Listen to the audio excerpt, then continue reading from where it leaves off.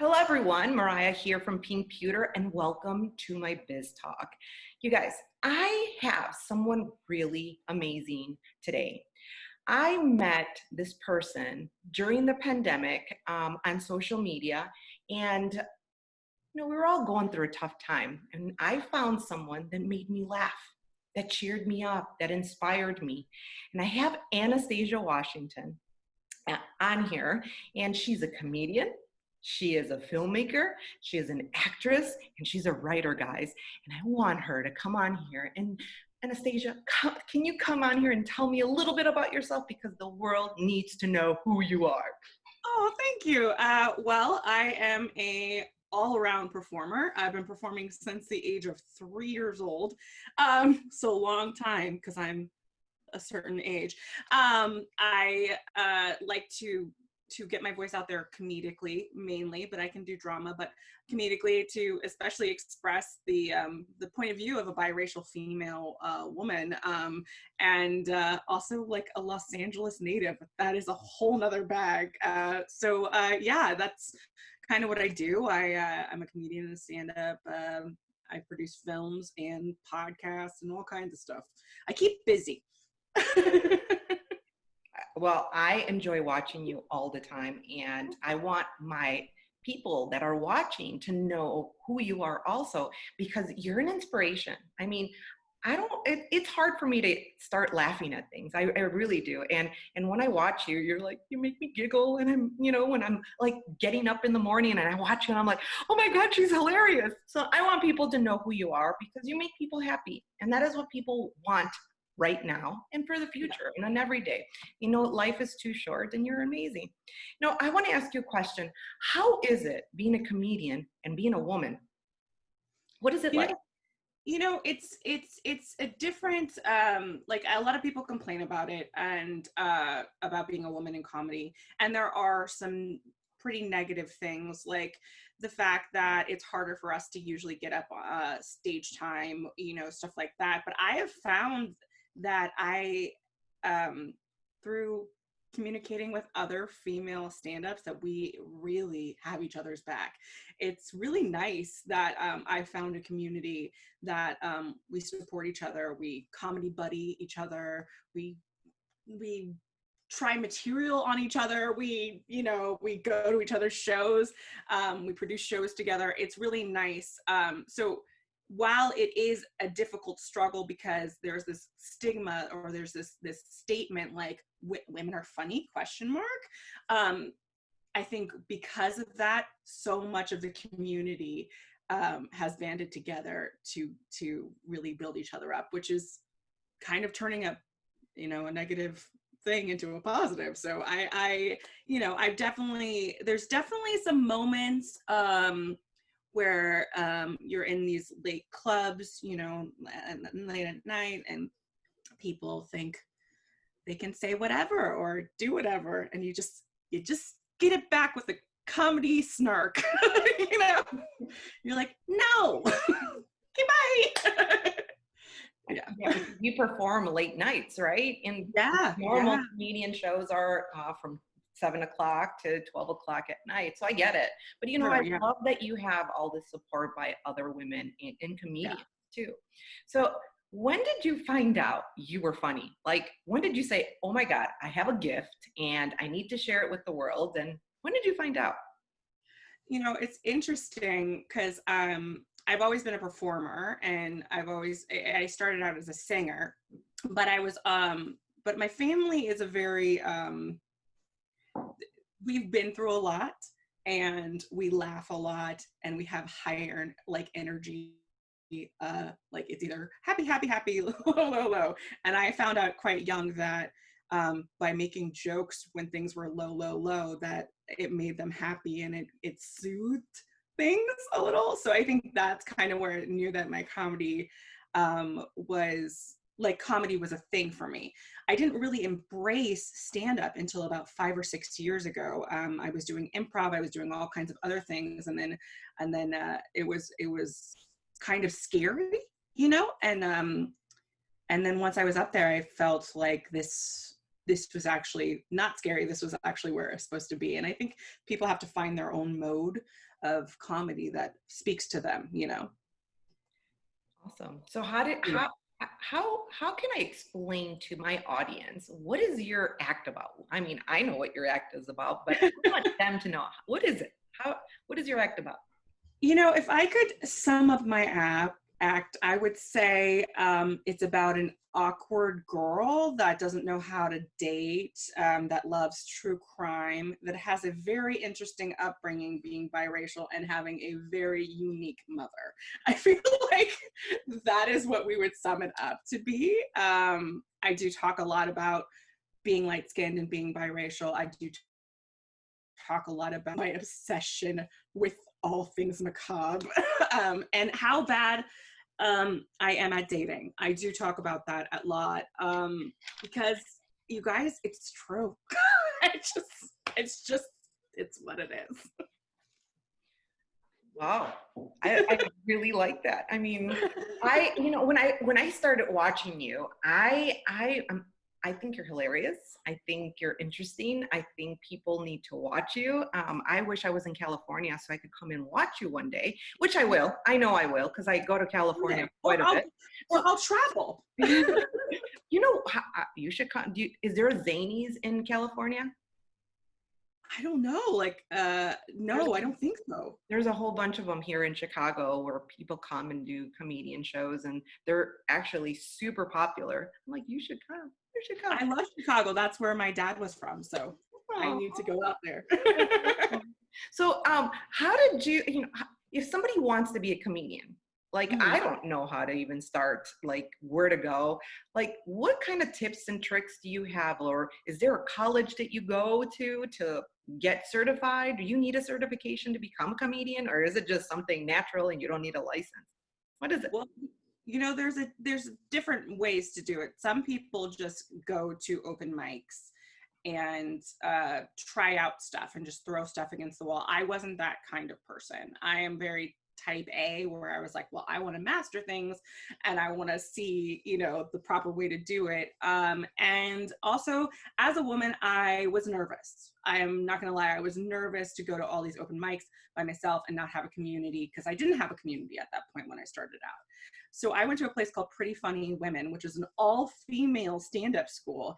And, you know, did I need that kind of like thing to get started in stand-up? No, but I probably needed it for my confidence, to be honest. Like I needed to know that there were other women out there that were having the same issues, that were having, like, you know, the, oh, you're funny for a female type thing. And like, and just like having that, like, I don't know, commiseration and community was really important to me. So I think the most important thing when you're starting out is to get a comedy buddy.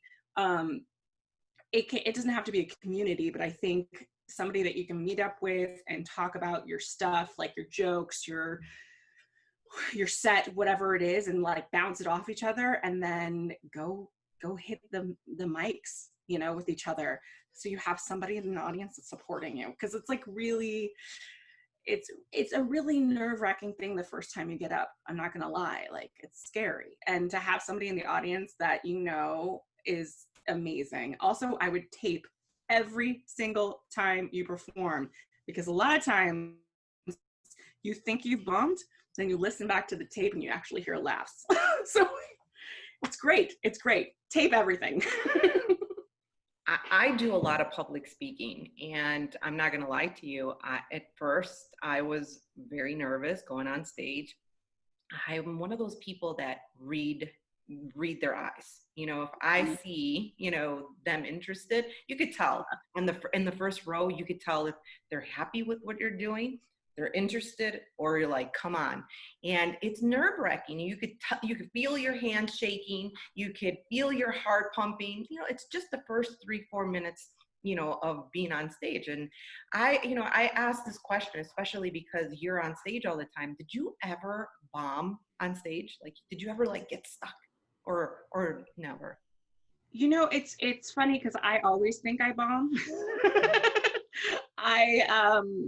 a lot of times my mom is one of my biggest supporters, so she's really always usually front row at everything, which I'm very, very lucky.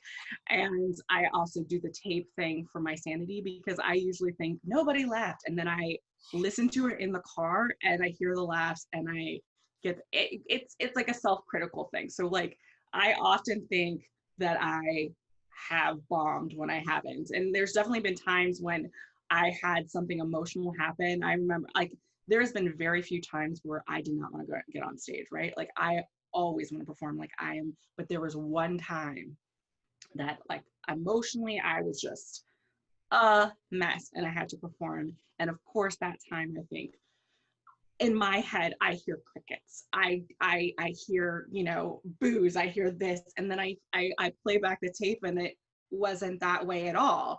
It was just a lot of self bombing. Like I bombed to myself, but not to the audience. So I think a lot of so-called bombing is really us being self-critical.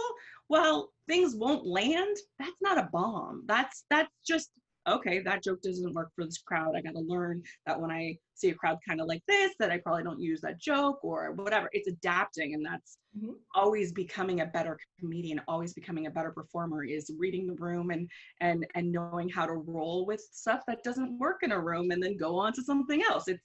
It's all the way you look at it. I mean, I haven't bombed in like the way that like a heckler has come up on stage, or I haven't like I mean, of course I've forgotten my lines, but then later on, you know, you just roll with it. So not in that typical way, at least not with comedy. I like that you said you love to read the room. I mean, that's a great advice for the audience that's listening to. You know, when you get on stage, public speaking is something that's really difficult. You either got it or you don't got it. And if you don't got it, you got to try and force yourself to do it so you could think, at least I tried, right? So reading the room is a very important topic, you know, to understand where you stand. You're reading as you're talking, you're reading that person. She's smiling, she's happy, she's not happy, or whatever, you know, she's laughing. But you always find 2 or 3 people that you go from one corner to the next corner to the middle. If they're smiling, that's where your eyes are going to go, and that's the energy that you're going to end up getting, you know, the rest, you know, the whole time you're on stage. That's what I do. You know, I try to focus on 3 people that are going to be happy. You're lucky that you have your mom. Like, if I had my mom, I'm going to tell you something. She cries every time I'm on stage. Every time. There's not one thing, you know.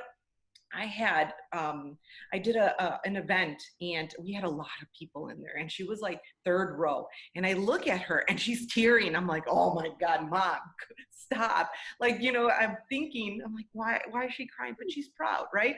But I see that energy, and it gives me, you know, it just fuels my soul. But if she's there the whole time, I don't know if I could do it. But your mom laughs and she's like, whoo, the whole time? She actually contributes a lot. Oh, good. So you're like our team, like you're doing. You know, it kind of a little bit. I mean, I had, you know, because we were doing a lot of shows over Zoom lately. She would be like, I want to go to your show. So she'd be like sitting on the couch while I am like literally performing. And a couple times it was really interesting because she had a reaction to something I said about her, you know? And so there was like a little bit back and forth, which is what you want to do in comedy, right? You want to involve the audience. And the fact that it's my mom makes everybody laugh because she's a lot cooler than me. A lot more, I don't even know how to, like, I am a dork, right? And she is cool. And she is sassy, and I'm sassy, but she's like another level.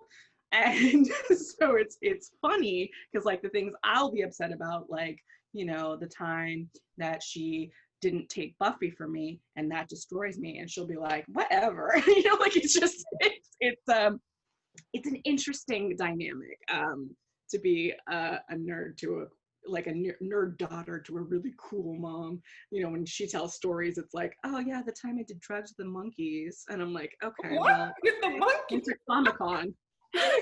You're like, okay, well, I can't, I can't compete. Yeah, that's awesome. Oh my goodness. So you just touched a subject that you are doing Zoom calls. Okay, guys. So let me talk about the difference being on stage performing, right? And being on Zoom performing. I had to do both things. I'm going to be honest with you. I'm on stage in front of 400 or 500 people. No big deal, right? And the crowd fuels me and gets me that energy. But now that I'm doing these Zoom calls and not my biz talks, but I get hired to do Zoom calls and there's hundreds, sometimes thousands of people like listening to me. I have a panic attack. I'm not going to lie to you. It's difficult because, when you're on stage, you feel the energy, but when you're on Zoom, you can't see the end consumer. I mean, all you see is those chats on the bottom. And I'm like, okay, am I doing it right? Because you can't read a computer, and I'm in my, in a room in my house, nobody here. So you should not be nervous. Yeah, I was. How do you feel with that? Am I the same? It's the same. The first few ones I did, I was just like, this is so weird. I had one where they turned off everybody in the background so we couldn't hear them. And then I had the next one, they tried it, because everyone's learning, right? Everyone's learning how this new format is going to work. And then the next one, they had everyone on so you could hear them laugh. But what you also heard is them just shuffling around their apartment and doing things. So it's also like, oh, I must suck because they're shuffling around their apartment. No, they're just moving, but like your head, right? And so I found it really helpful for me. And maybe this is because I come from a performing background where some comics, don't come from this. I kind of do it like I'm a character, like it's a monologue, like because I can't depend on the feedback and change based on the audience anymore. Like that was a skill I had, and I loved that skill, and I hope I never lose that skill, but it's a skill that does not translate to this new format. Like you can't change things up based on how people are feeling or reacting anymore, because you just don't know how they are. So you just kind of have to have your set plan and just really commit and go for it, which is nerve-wracking, but it's the way I have learned to feel better about it. you go, girl. I'm just like, that's the way I'm gonna feel good about it. Yeah. You got to do what you got to do, right? So I have another question. So comedians are very similar to stylists, because I get to interview a lot of stylists, and when stylists want to get to the next level and start like doing stage performances, sometimes you have to do a lot of freebies in order for you to get noticed, right? You got to work yourself from the bottom and work yourself to the top. That's very normal. And I know that comedians also, have to go through those stages, but how, I know how it is with hairdressers, but how do comedians get successful, and how long does that take, like an average? That's a difficult question, because in performing arts, in any performing arts area, there's like this roller coaster ride that I have been on since I was a very young child. There has been times where I was making great money, and then there's times I was making nothing. And in those times, you have to kind of weigh what is worth doing for free, right? So while you could start making money right away and stand up like a year or two down the line, there might be times when you just got to try out new material, and you might have to do that for free. It's this ebb and flow of it's never going to be beneath you to really work your material out for free as a comedian, as a performer, when there's lulls and stuff like that. And in comedy, the way to get the big bucks is to get your own stand-up show on Netflix or HBO, and those are years of work, because most comedians are doing 5 to 10 minute sets, 15 half an hour sets when they're first starting out. And a comedy special is an hour and a half, an hour. That's a long time. That's a lot of material you have to like eventually work up to. So that's like 5-6 years of beating the beating the scene and getting your stuff together. And that's when you make the money, right? When you get a stand-up show on those kind of networks, when your one woman or man show gets picked up as a TV series, like that's always the grind, and that's always what you're going to be shooting for. So it's just coming up with constant material, not having it be beneath you to do like these free shows every once in a while, because I'll tell you, half the clubs that I work at, they'll have like a person that, like big, huge name that's like, I got to try some stuff out. They're not getting paid for that night. They're going in, they're trying something out, they're seeing if it works. And some people are like, well, I don't want to pay to play. And I wouldn't pay to be a performer, but it would not be beneath me to perform for free, if if that makes sense. Well, watching you on Instagram, I definitely think you will definitely be on Netflix having your own show soon. So, oh, thank you. Do you have an agent, or do you work on your by yourself? So I do currently have a commercial agent. Right before this, I went through a whole transition where I was like, I need new blood. It was a great time to go through a transition, right? So I have a commercial agent, but a lot of the stuff that I do and a lot of the stuff I book on myself, because I have found over the years that you have to be super proactive for yourself. While it's amazing to have an agent, they are not the end all of your career. In fact, they are just a tool in your toolbox.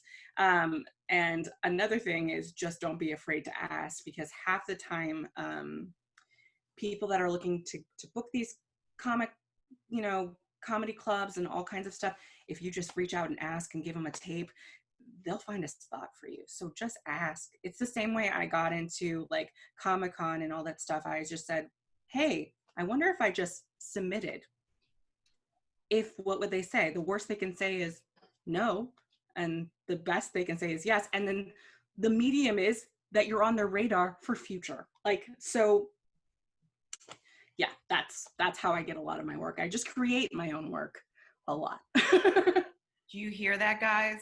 She's a hustler, okay? In order to get noticed, I always say in my classes, own your own brand. You are the brand. No one's going to take care of you but you, okay? But you. So having an agent or having some help is good, but I'll be honest with you, you don't need anybody. You got yourself. Own your own brand. Focus. Do what you got to do. Call people. Don't be afraid. She obviously has asked, and she's getting all these opportunities because she's asking and she's not afraid. And I'm really proud of you. So congratulations on that, girlfriend. I also, I want to ask you, everybody gets, I am a designer and I design accessories and cosmetics and all that stuff.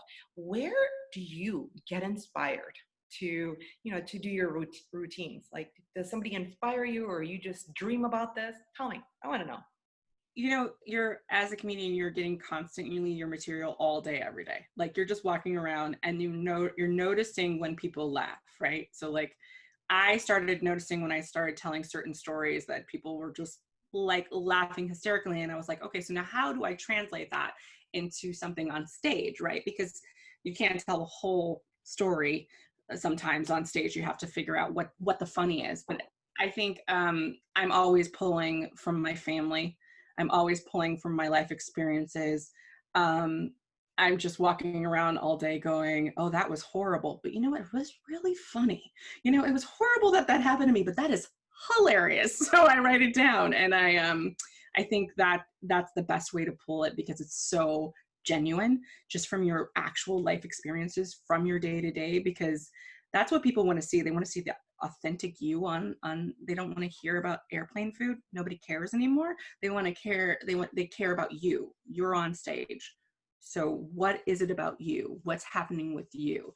And so that's where I get it from. I just walk around all day and I just try to note when people laugh. That's the easiest way to find your material. It's just, did they laugh?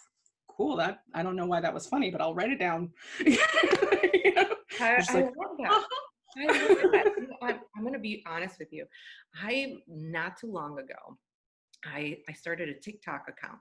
Okay. And I started it because my daughter's like, Mommy, have you seen all the TikToks going on? And I'm like, no.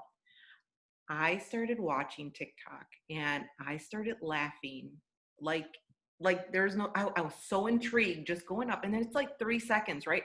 But they Yeah, do so many like dumb, but you're like, what popcorn? Where's the popcorn? I want to see more. So exactly. you should go look in there and not that you need any, content, but oh my God, I think you should get a TikTok. I don't think you have a TikTok. I know you on I every channel, but I have I not followed you on. Do you have one? I do have a TikTok. You know, it's so funny. I think my niece has been trying to teach me like it's such a different world, and I posted a few things, but these kids like have it so fast, and for some reason people over 30 are just like so I'm learning, but I do love like so many of them. Like Kevin Hart has the funniest ones where he just runs around his house and it's just like, anybody want to do a TikTok with me, anybody, and that is it's so funny and it's simple, and yeah, I respect it. It's a medium that I gotta learn. Oh, You know. I'll give you advice. I'm Yes. 44 years old, and I was like, no, I'm not going to have a pink pewter TikTok. No, no, no. And my daughter's like, yes, Mom, you need it. It'll help your business. The last 3 posts that I did, they're at 5.5 million. Yeah. Exactly. So You I'm should. getting more visualization on TikTok than I am on Instagram and Facebook and YouTube. So I am going to recommend you to do more of those content. Maybe you could do your own recording and Yeah. learn it. It's super, I thought it was going to be hard, but I'm like, oh, this is so easy. I didn't think, but play it, YouTube it, learn it, and I think your comedy would be a hit on there too. Yeah, I'm crazy. I love I what love you do, but why not give you more information to get No, yourself I a lot love it. bigger? I love Yes. it. So I love that.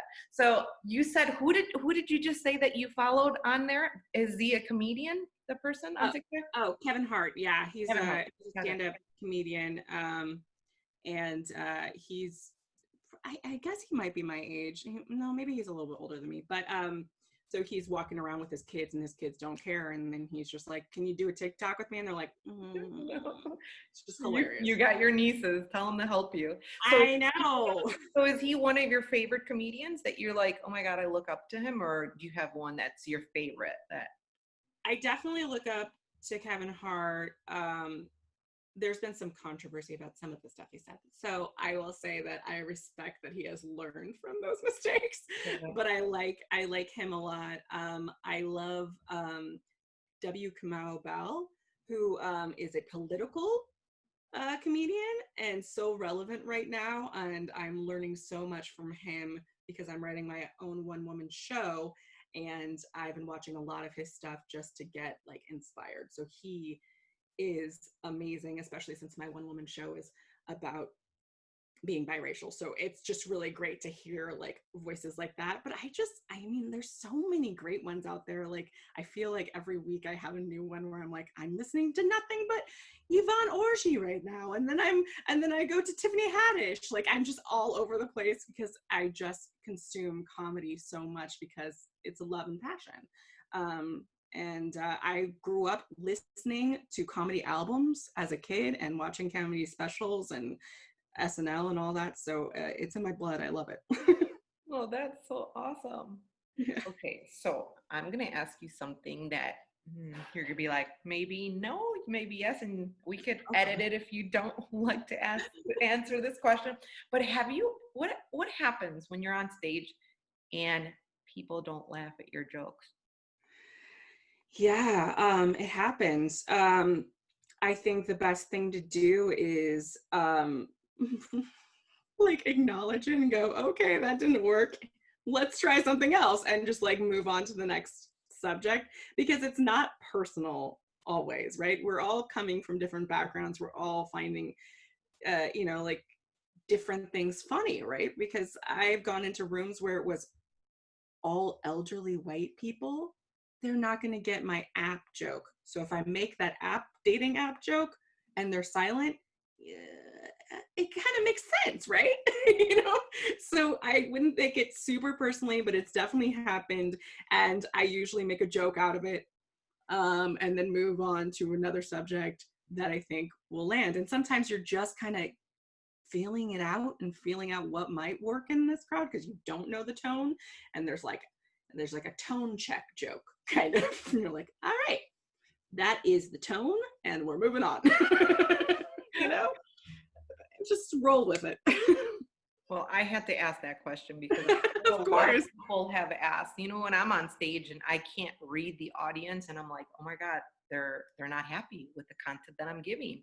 But when I'm done, I get a standing ovation. I'm like, well, why am I reading into it when you're not? But I love asking, outside the box questions that, they're real and They're so real.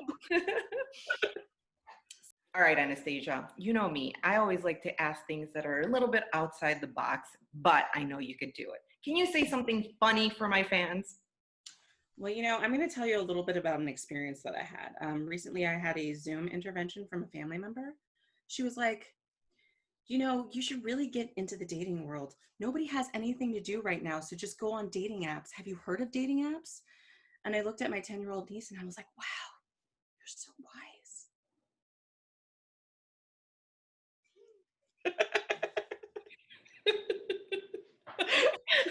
And I hope you went on them. I took her advice. She wants to swipe for me now.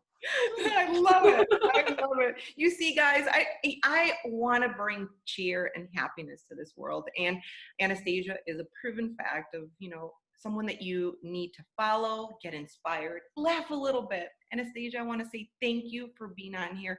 Thank you to everyone watching. Anastasia, you're a blessing. Again, thank you for being on my podcast. Thank you, Mireya, for having me. And thank you guys for listening in. If you enjoyed my comedy or have any questions about comedy, I'm here for you. So check me out. I'm sure she'll put my links in the description, and reach out because you need a comedy buddy. I could be your comedy buddy. I love it. Bye, everyone.